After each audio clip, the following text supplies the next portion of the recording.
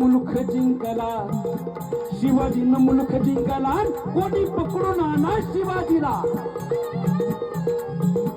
पैसेचा विडा मांडलेला, दरबारामध्ये रती महारथी सरदार उभे होते, पण कुणाची मानवर होत नव्हती की मी शिवाजीला पकडून आणतो. दरबार तोडून भरलेला, दरबार तोडून भरलेला बडी बेगम याचा समय आला. बडी बेगम म्हणजे आली आदिलशहाची आई. उठून उभी राहिली, निरखून पाहिलं दरबाराला आणि बडी बेगम म्हणत आहे, हमारे दरबार में कोई मर्द नहीं, शिवाजी को लारी के लिए.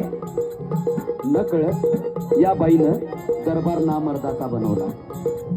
आणि हे शब्द पाठीमागच्या लाईनीमध्ये एक धिप्पाड सरदार होता.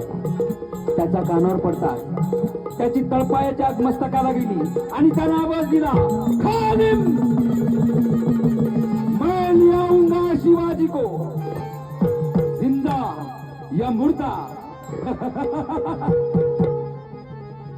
तो शहासनाच्या बाजूने आला. त्याच्या पायातला चढाव चर चर चर असा वाजला. तो शहासनाच्या बाजूने आला. त्या चांदीच्या तपक्यात ठेवलेला विडा उचलला, आपल्या मस्तकी धारण केला आणि सांगितलं, मी शिवाजीला पकडून आणतो. आदिलशहा शहासनाहून खाली उतरला, पाठ थोपटली, रत्नजडीत तलवार दिली आणि सांगितलं, जाओ लियाओ शिवाजी को. कोण होता?